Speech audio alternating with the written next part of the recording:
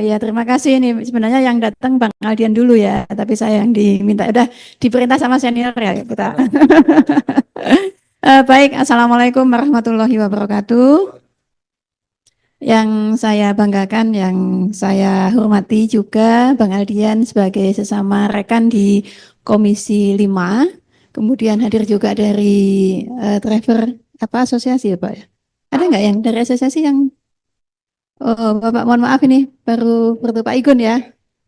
Terima kasih dari Garda, kemudian juga Pak Joko ya. Oh, mohon maaf dari pengamat transportasi. Terima kasih Pak. Dan juga semua teman-teman rekan media dan yang hadir pada kesempatan kali ini. Sebenarnya yang diharapkan oleh driver ojol itu adalah solusi, gitu ya. Saya kira perbincangan, diskusi dan sebagainya, kalau nggak ada solusinya juga hanya akan menambah harapan saja. Jadi harapannya semakin bertumpuk tetapi kenyataannya tidak juga terwujud. Itu yang sebenarnya menjadi kegalauan dan juga menjadi tanggung jawab bagi saya, bagi kami di DPR RI sebagai wakil rakyat yang memang memiliki tugas pokok dan fungsi yang ujung-ujungnya adalah bagaimana memberikan solusi atas permasalahan yang ada di masyarakat Indonesia yang saat ini adalah sebagian dari mereka adalah para driver ojol yang mengemuka pada waktu-waktu ini, dan saya kira publik juga sudah memahami, sudah mengetahui adalah bagaimana keluhan, bagaimana aspirasi, nih Pak, dari Kemenhub ya Pak, ya. Bagaimana kemudian harapan, aspirasi yang disampaikan oleh saudara-saudara kita, rekan-rekan kita, teman-teman kita, travel ojol, melalui aksi-aksi yang dilakukan, melalui RDPU yang kemarin juga disampaikan di Komisi 5.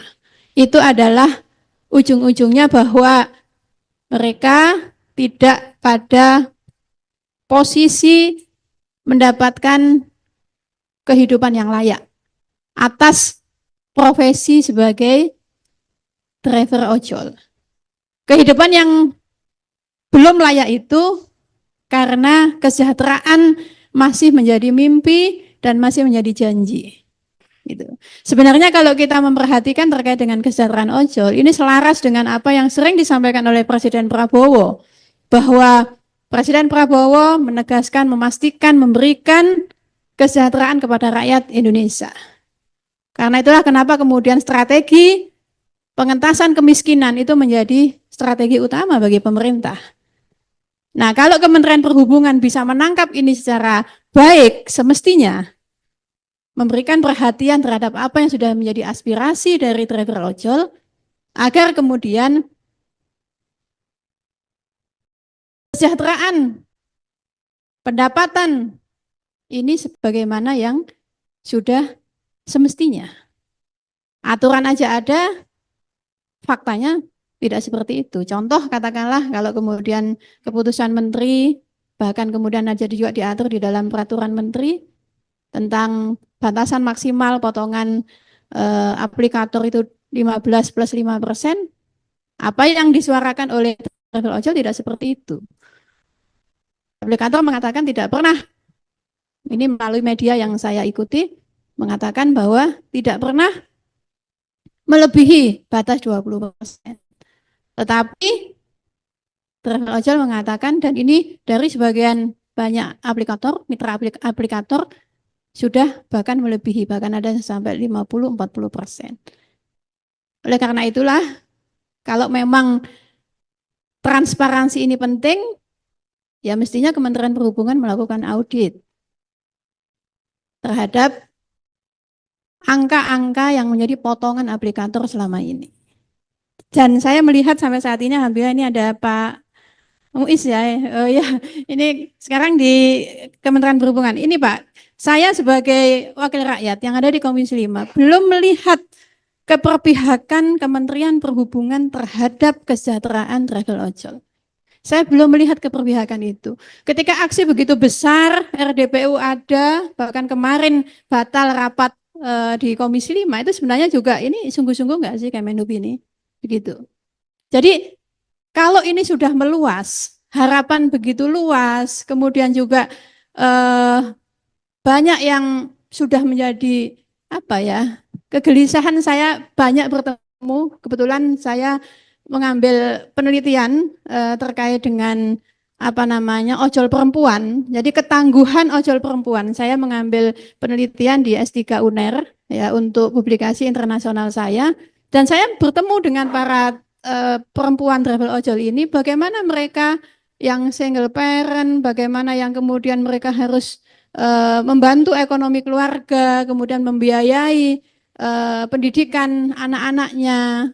Mereka harus sampai malam, kemudian dihadapkan pada situasi jalan yang juga ada potensi-potensi kriminalitas dan sebagainya. Itu bukan suatu hal yang ringan gitu. Nah, saya belum melihat, pertama adalah travel ojol sudah menjerit.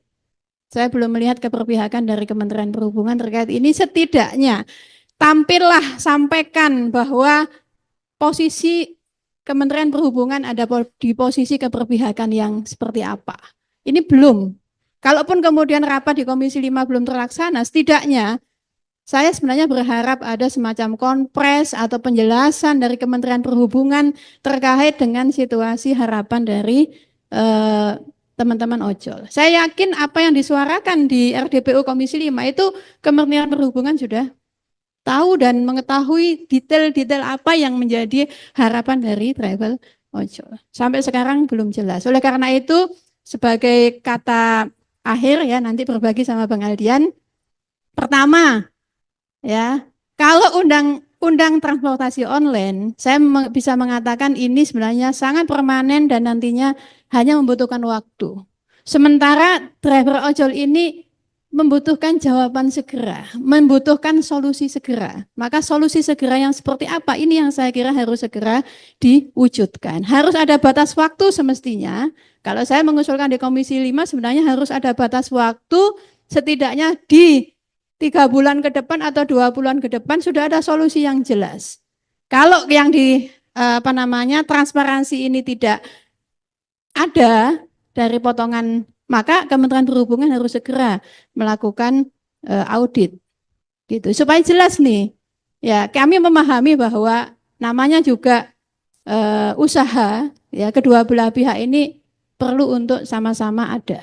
Tidak saling mematikan, tidak mengeksploitasi, tidak ada pemerasan, ya, tetapi bagaimana keduanya bisa tumbuh. Dan kalau ini kemudian ada, masyarakat yang lain sebagai pengguna jasa transportasi online juga akan mendapatkan kemanfaatannya di situ. Disitulah kemudian pertumbuhan ekonomi bisa terwujud atas dorongan dari pihak-pihak yang ada. Baik itu sebagai aplikator, kemudian mitra, dalam ini travel ojol, kemudian masyarakat sebagai pengguna layanan. Disinilah kemudian pemerintah sebagai fasilitator, sebagai regulator. Ya, ini harus menegakkan semua ini. Nah, kalau menunggu undang-undang transportasi online, saya khawatir ini masih lama. Walaupun ini penting, harus segera. Makanya kemarin saya mengusulkan di RDPU Komisi 5, segera membentuk Komisi 5, membentuk panja. Panja dalam artian untuk detail kita memahami, membuka, mencari problem, mencari solusi, ya, sampai kemudian menghasilkan rekomendasi. Salah satu rekomendasinya adalah bisa memasukkan RUU ini di dalam prolegnas segera. Barulah kemudian dibentuk, saya kira masalah waktu pembahasan undang-undang ini juga nanti kita harapkan bisa selesai di tahun ini. Idealnya seperti itu. Sebenarnya kemudian yang kedua adalah sanksi. Nah, ini ada Kemenhub. Sanksi ini juga saya tidak pernah tahu, mungkin nanti kalau ada bisa disampaikan. Pernah nggak sih Kemenhub ini memberikan sanksi kepada aplikator atas begitu banyaknya aduan-aduan yang sudah disampaikan driver ojol? Ya, sebenarnya ada di undang-undang terkait dengan komunikasi dan informatika yang di sana menjelaskan bahwa sesungguhnya kementerian, kalau saat ini Komdiji, itu bisa melakukan blocking akses gitu, memutus gitu ya. Tapi dengan surat dari kementerian terkait. Gitu. Hanya saja kalau ini dilakukan, saya khawatir juga ini akan memutus mata pencahariannya. Jadi kita kalau bisa memang ada sanksi untuk aplikator. Tapi kalau aplikator ini kena sanksi, ya, kemudian mereka kemudian membangun opini bahwa ini nanti kalau kita disanksi nanti travel ojol juga nggak ada pekerjaan. Ini kan juga jadi ini juga ruwet juga kan kalau seperti itu. Ya.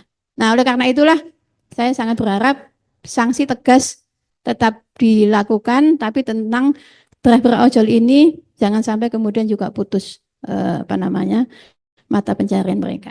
Saya kira itu poin-poin yang saya sampaikan. Terima kasih atas perhatian semuanya. Semoga kita tidak hanya berdiskusi, kita tidak hanya, tapi kita bisa mendorong dan membantu para driver ojol. Kemudian kalaupun aplikator ini sebagai entitas usaha akan tumbuh, ya kita juga memberi kesempatan kepada semuanya tumbuh, tapi tolong jangan ada eksploitasi, jangan ada pemerasan, jangan ada ketidakadilan, kita wujudkan kesejahteraan bersama-sama sebagaimana yang menjadi komitmen dari Pak Prabowo. Terima kasih. Assalamualaikum warahmatullahi wabarakatuh.